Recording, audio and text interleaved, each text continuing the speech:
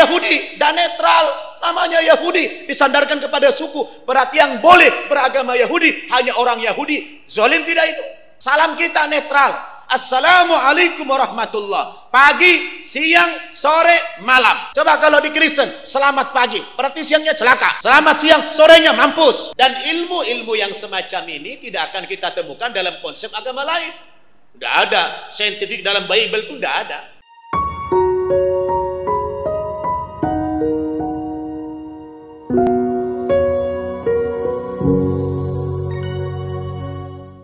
Bismillahirrahmanirrahim.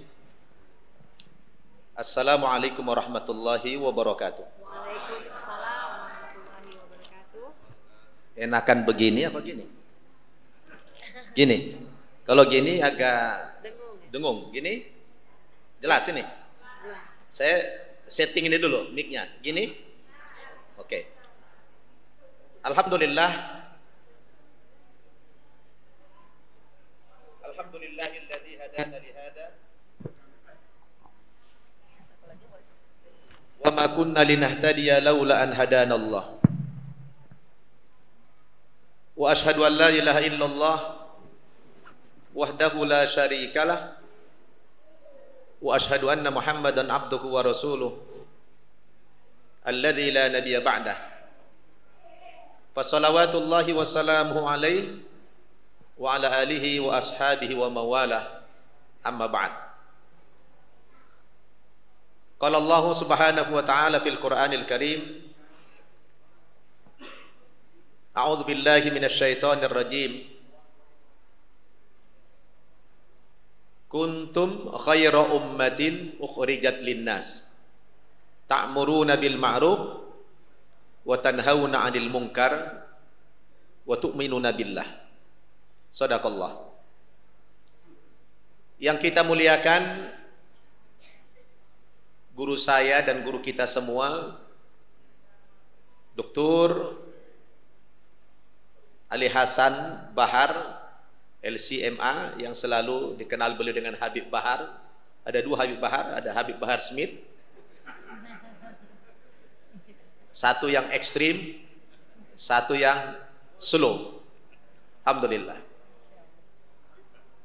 Yang saya hormati Bapak Haji Setianto selaku Ketua Dewan Pengurus Masjid Agung Sunda Kelapa, Bapak Haji Anwar Sujana, pengurus yang sudah senior dari zaman ke zaman, luar biasa, Ketua Mu'alaf Center Internasional Saudara Rian, Ketua Mu'alaf Center Sunda Kelapa, dan seluruh pimpinan Mu'alaf Center yang ada di Jabodetabek dan Indonesia. Dan yang paling luar biasa moderator kita Ustazah Zahra, Masya Allah. Dan teman-teman semua, sahabat-sahabat, saudara-saudara semua, para mu'alaf dan mu'alafah, kaum muslimin dan muslimat rahimakumullah. Saya gemetar kalau sudah bersanding dengan guru besar, itu gemetar saya. Saya tidak tahu mau bicara apa lagi. Masya Allah. Perasaan sudah sempurna tadi disampaikan Habib Bahar, ya, terutama yang mencakup Al-Quran. Cuma ada satu ilmu yang belum pernah beliau kuasai tentang mu'alaf. Pengalaman. Ya. Jadi kalau urusan mu'alaf ya udahlah, memang bagian saya itu, Dokter. Iya. Udah bagian saya udah. Saya pun tidak tahu kenapa saya sudah 30 tahun menjadi muslim masih mu'alaf terus. Ya, Pak Haji Setianto udah 30 tahun yang lalu masih mu'alaf terus gelar saya. Malu saya, kapan tidak mu'alaf lagi? Jadi kayak pakai mic terus.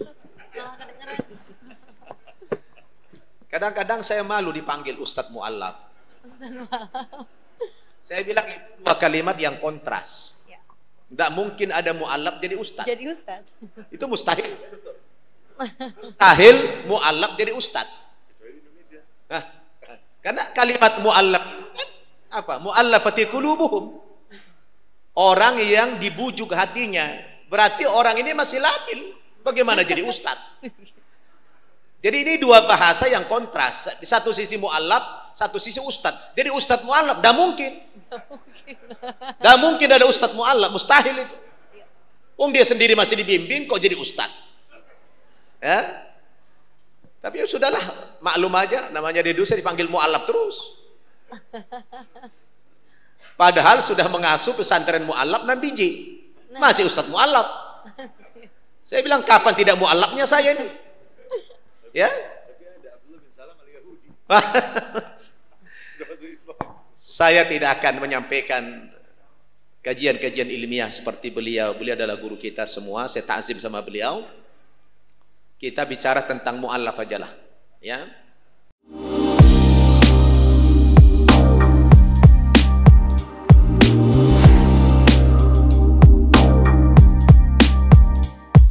Pertama sekali saya mengucapkan ahlan wa sahlan bikum, sudah bergabung dalam agama Islam ini. Alhamdulillah, pilihan kalian menjadi muslim itu sudah tepat. Ya. Pilihan kalian menjadi muslim itu sudah tepat. Bukan pilihan yang salah. Karena kalian diberikan hidayah oleh Allah Subhanahu wa taala, itu sangat luar biasa. Karena hidayah itu tidak Allah berikan kepada semua manusia. Ya.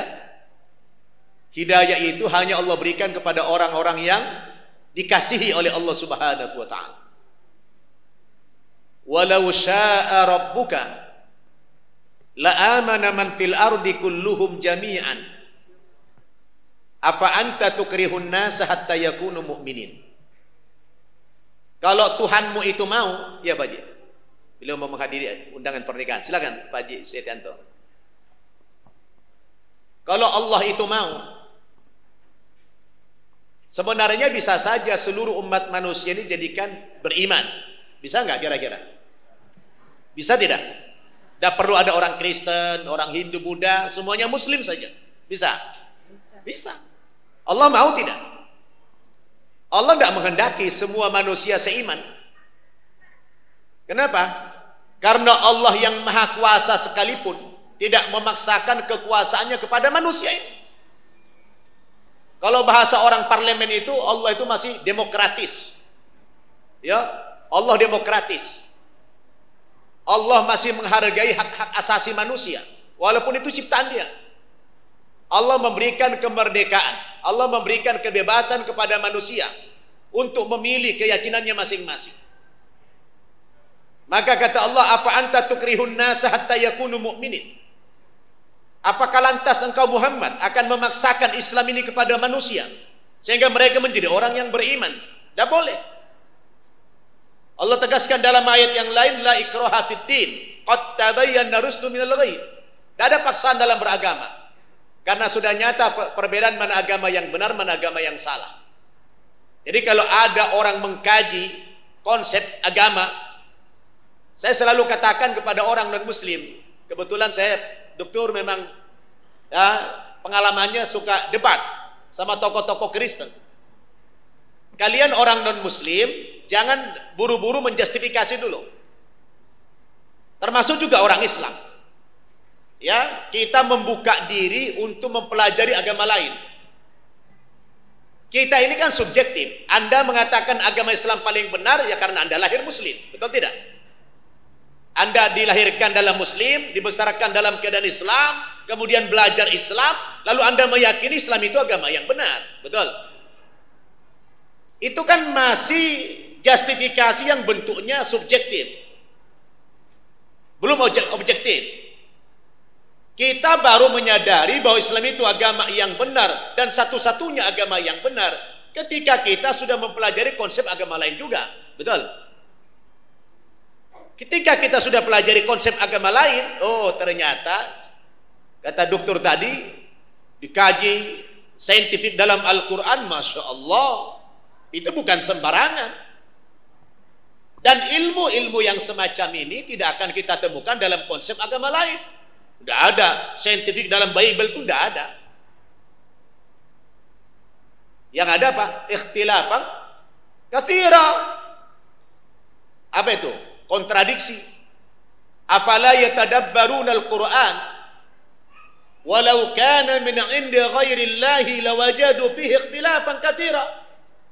Apakah kamu tidak merenungi Al-Qur'an? Tidak memikirkan Al-Qur'an, tidak mentadabburi Al-Qur'an? Seandainya Al-Qur'an itu tidak bersumber dari Allah, pasti kamu menjumpai dalam Al-Quran banyak ikhtilafan katsira, ayat-ayat yang kontradiksi seperti yang kita jumpai di dalam Bible. Assalamualaikum sahabat wakaf. Berwakaf di BWA mudah loh. Cukup menggunakan handphone sahabat saja. Caranya, buka browser di handphone sahabat, lalu klik www.bwa.id. Scroll ke bawah, pilih salah satu program yang ada di BWA, lalu klik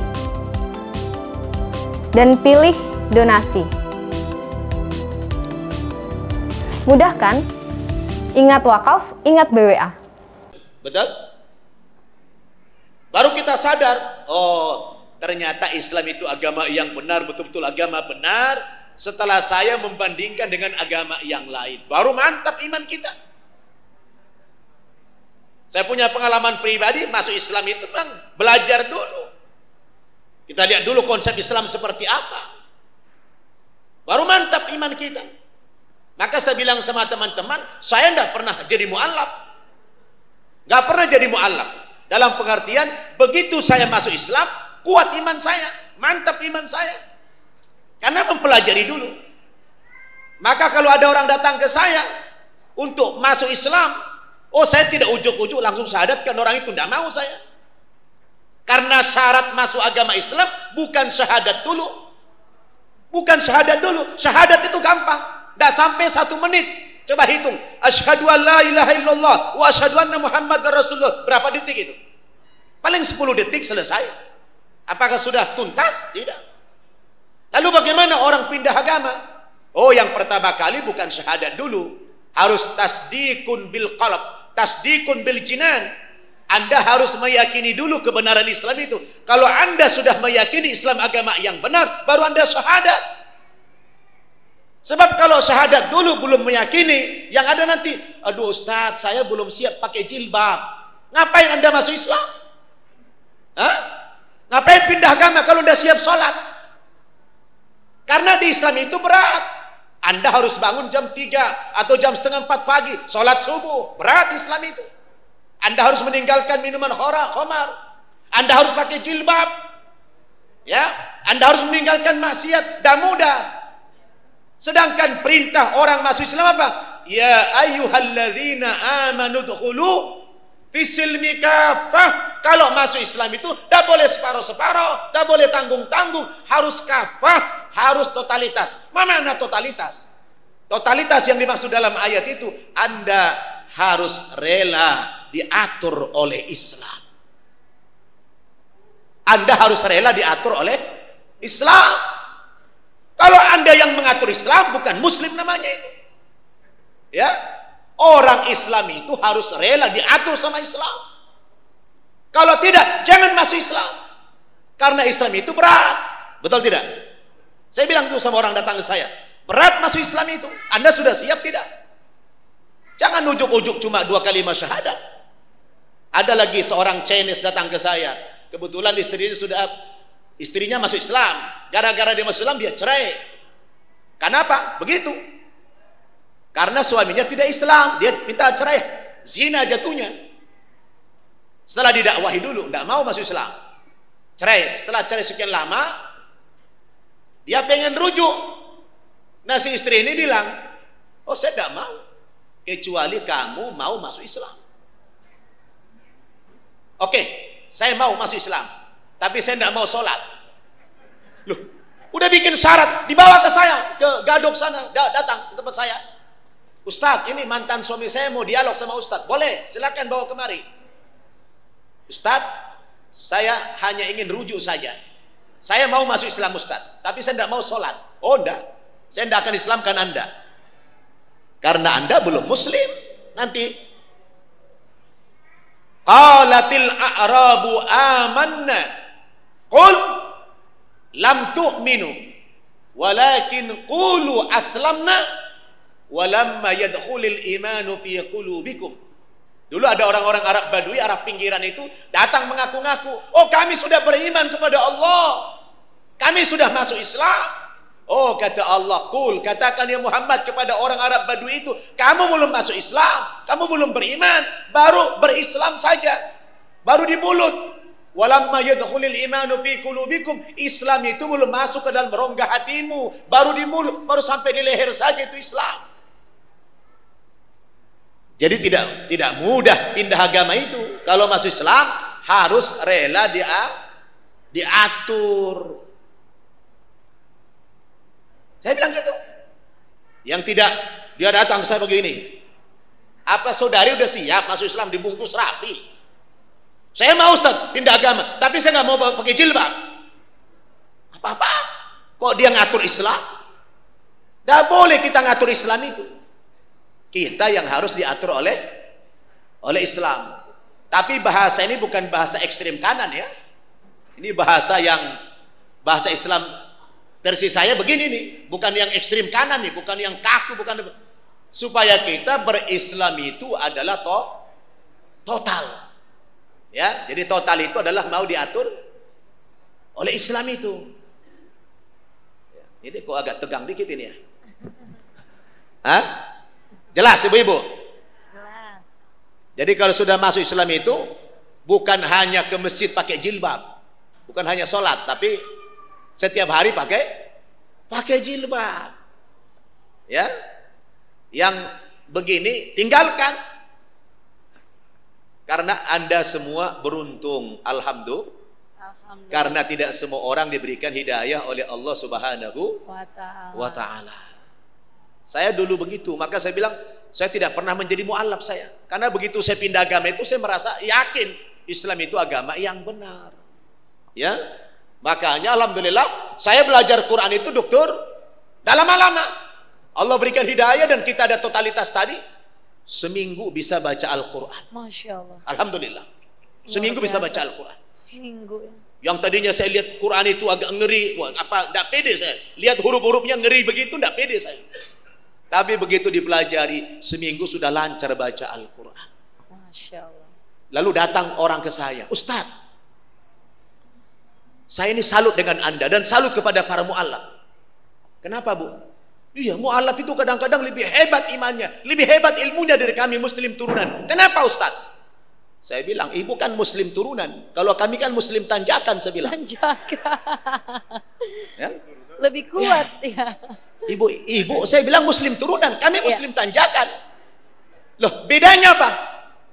Apa bedanya muslim turunan dengan muslim tanjakan? Kalau ibarat mobil, saya bilang, ibarat mobil.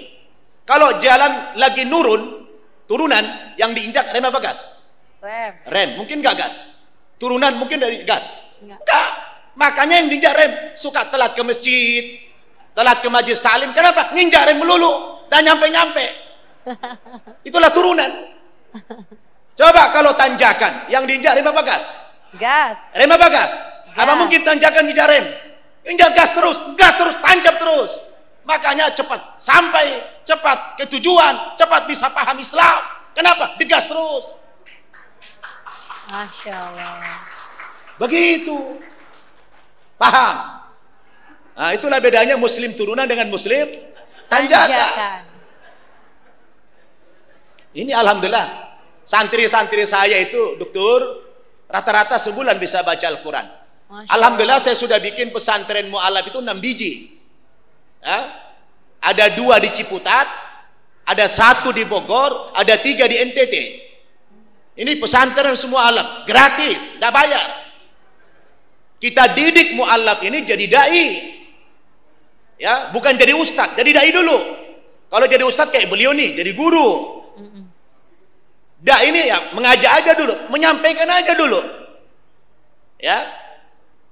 Makanya mu'alaf itu saya serukan, Anda jangan ujuk-ujuk jadi penceramah dulu. Belum bisa baca Al-Quran sudah jadi penceramah, kacau nanti. Belajar dulu, luangkan waktu entah setahun, entah sebulan, belajar dulu sampai Anda bisa baca Al-Quran yang baik. Setelah itu Anda baru menyampaikan. Ini Anda berdakwah menyampaikan pakai tulisan Latin, yang tidak bisa lah baca Quran pakai Latin, ya. Belajar dulu. Saya pun dulu begitu. Saya ngomong begini karena saya udah melakukan juga. Belajar dulu saya. Udah ujuk-ujuk jadi penceramah. Saya bukan ustadz, penceramah. Beda, ustadz beliau. Ustadz itu kalau di Amerika di Al-Azhar itu namanya profesor. Ya, ustadz itu profesor. Kalau kita pelawak juga ustadz. Masya Allah. Kita gampang bikin justifikasi ustadz itu. Ya. Jadi saudara-saudara, mualaf-mualaf ini khususnya belajar, luangkan waktu belajar. Tempat kita ada, siap untuk menerima mualaf belajar, gratis. Ya. Jangan sampai Anda tidak belajar. Nanti ada penceramah mualaf. Oh, mencaci, maki apa semua ndak karu-karuan. Dakwah itu ndak begitu. Di Quran itu ada metodologi dakwah. Nanti antum buka di Quran, banyak metodologi dakwah dalam Al-Quran. Jangan semaunya saja berdakwah, nanti orang marah. Mengejek agama lain tidak boleh, menghina sembahan orang lain tidak boleh. Walaupun antum mantan Kristen, mantan agama lain, tidak boleh menghina agama sebelumnya. Itu Quran. Wala tasubbul ladzina yad'una min dunillah fayasubbullaha adwan bighairi ilm. Jangan kamu ejek, jangan kamu hina sembahan-sembahan agama lain. Sebab kalau kamu ejek sembahan agama lain, dia nanti akan menghina Allah lebih dahsyat lagi. Betul tidak? Betul. Makanya belajar lagi, kita belajar Quran supaya kita berdakwah ini tepat sasaran. Saya alhamdulillah Pak, Bu, karena mempelajari Quran, saya dakwah kepada orang non muslim itu dengan metode yang tepat, itu mudah. Saya kadang-kadang sekali dialog, 2 kali dialog, itu sudah masuk Islam. Alhamdulillah. Justru pengalaman dakwah saya yang susah mengislamkan orang Islam. Masya Allah. Mengislamkan orang Islam itu lebih sulit daripada mengislamkan orang Kristen. Asal tahu tekniknya. Maka di Quran itu surat An-Nahl ayat 125, Allah mengajarkan kita tentang metode dakwah. Ud'u ila sabili rabbika bil hikmah. 1. Wal mau'izatil hasanah. 2. Wajadilhum billati hiya ahsan. Alaysa kadzalik ya dokter? Alhamdulillah. Kita ini harus mengikuti metode Quran kalau mau benar.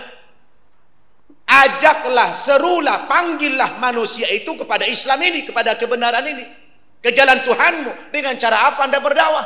Dengan 3 cara minimal. Yang pertama, bil hikmah. Apa itu bil hikmah? Bil ilmi. Dengan ilmu, dengan dalil, dengan hujah, dengan konsep, bil Quran, bis sunnah. Lalu siapa segmen dakwah kita yang Anda berdakwah kepada mereka dengan ilmu? Ini orang-orang tertentu ini. Orang-orang intelektual dari kalangan non-muslim. Tidak bisa antum dakwahi dia dengan pakai sembako, itu tidak bisa. Kayaan dia dari kita. Antum ngajak orang ke Islam pakai sembako tidak laku. Karena dia orang-orang hebat, orang-orang pintar, intelektual, kaya. Orang ini didakwahi tidak bisa dengan sembako. Anda dakwah kepada mereka dengan ilmu. Betul? Seperti tadi. Di mana keunggulan agama Islam itu? Dari segi namanya saja. Nama saja. Islam itu sudah unggul kok. Nama aja. Allah milih nama agama kita Islam. Agama, nama yang netral. Islam yang tidak disandarkan kepada nama tokoh. Tidak disandarkan nama suku. Tidak disandarkan kepada nama daerah. Islam. Nama yang netral. Suku apapun, bangsa apapun bisa masuk Islam karena namanya Islam artinya keselamatan. Betul? Coba agama Yahudi dan netral, namanya Yahudi, disandarkan kepada suku. Berarti yang boleh beragama Yahudi hanya orang Yahudi. Zalim tidak itu? Lalu orang lain tidak boleh beragama Yahudi. Agama apa itu? Cuma kepada orang tertentu saja boleh beragama. Ini aja sudah nggak benar. Betul tidak? Nasrani juga disandarkan kepada nama tempat Nazaret. Tapi Islam itu Masya Allah. Salamnya coba salam. Salam kita netral. Assalamualaikum warahmatullah. Pagi, siang, sore, malam. Netral. Salam sejahtera. Coba kalau di Kristen selamat pagi, berarti siangnya celaka. Selamat siang, sorenya mampus. Astagfirullah. Maka ada cerita dokter. Ada orang Batak. Anaknya kuliah di Amerika. Pagi-pagi dia telepon anaknya, selamat pagi nak, kata anaknya, mama di sini sudah malam. Beda. Netral tidak? Enggak. Udah nggak netral lagi. Tapi kalau assalamualaikum warahmatullah, itu netral. Lihat ritual tempat ibadahnya orang Islam, seluruh dunia sama, menghadap ke kiblat. Bacaannya sama, syaratnya sama, gerakannya sama, semua sama Islam itu. Coba Anda di Kristen, pergi ke Amerika, kacau, nggak bisa bahasa Inggris, nggak bisa ibadah. Nggak ngerti ya. Belum lagi tata cara ibadahnya beda, betul? Ya. Subhanallah. Islam itu agama yang luar biasa. Anda bersyukur kepada Allah, dan diberikan Islam kepada semua manusia, betul? Ya. Subhanallah. Maka berdakwah itu dengan ilmu. Orang siapa? Orang yang intelektual tadi didakwah ke ilmu, pakai konsep. Baru yang kedua apa?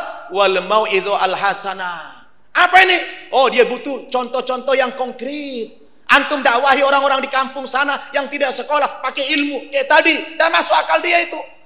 Ditolak sama dia. Kenapa? Dah sekolah dia. Tapi kalau antum datang bawa sembako, diterima sama dia. Nah, saya dakwah dokter ke NTT. Rame-rame orang tua di sana menyerahkan ke saya anaknya untuk diislamkan. Ayah ibunya Katolik, anaknya disuruh masuk Islam. Kenapa? Karena metode dakwah saya mengikuti Quran tadi. Oh, dulu waktu di Kristen begitu juga caranya. Cuma saya pindahkan ke Islam. Bagus itu. Saya pergi ke NTT itu bawa menteng banyak saya uang. Saya kalau ke NTT bawa uang banyak saya. Karena saya suka nolong orang-orang di sana. Oh, enggak ada air, saya bangunkan dia sarana air. Oh, Islam begitu ya? Iya. Islam itu agama yang kasih sayang. Jadi kalau kita menawarkan kepada seseorang harus ada buktinya. Kita katakan Islam agama yang kasih sayang. Buktinya mana? Ada orang susah dibantu. Itu Islam.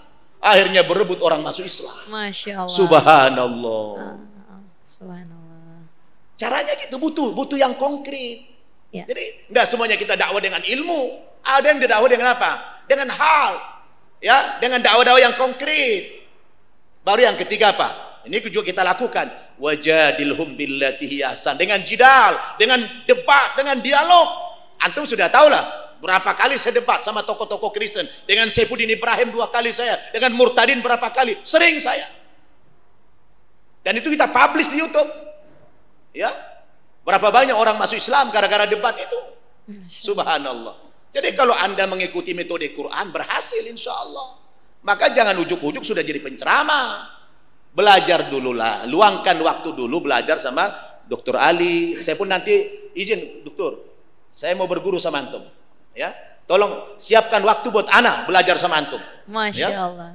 Saya di mana ada orang alim saya datangi itu, saya berguru. Tadi dokter nanya saya, antum di mana sekolahnya? Saya bilang, tidak ada sekolah saya. Belajar di mana? Di jalanan saja.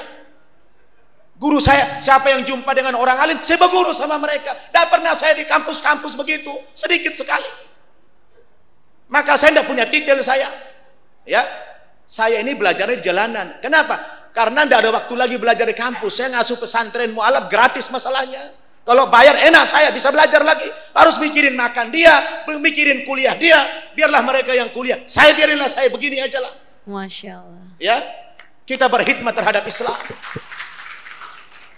Maka belajar agamanya sama orang-orang kayak beliau ini.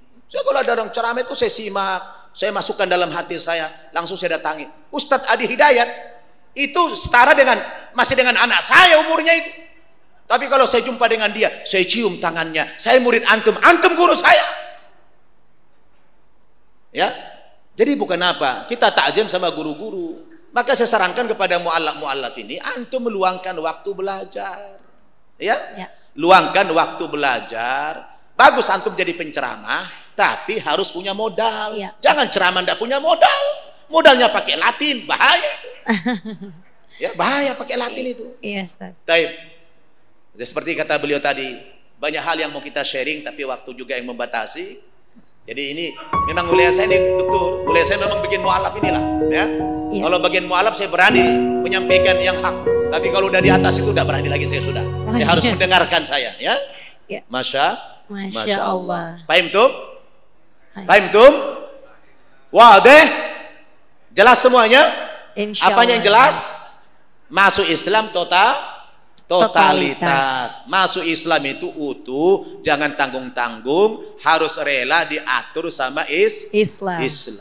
Kalau antum sudah menyerahkan diri kepada Islam secara totalitas, Allah akan bimbing kalian di jalan Allah Subhanahu wa taala. Nanti Allah akan mudahkan kalian di dalam mempelajari agamanya. Sebab agama Islam ini mukjizat.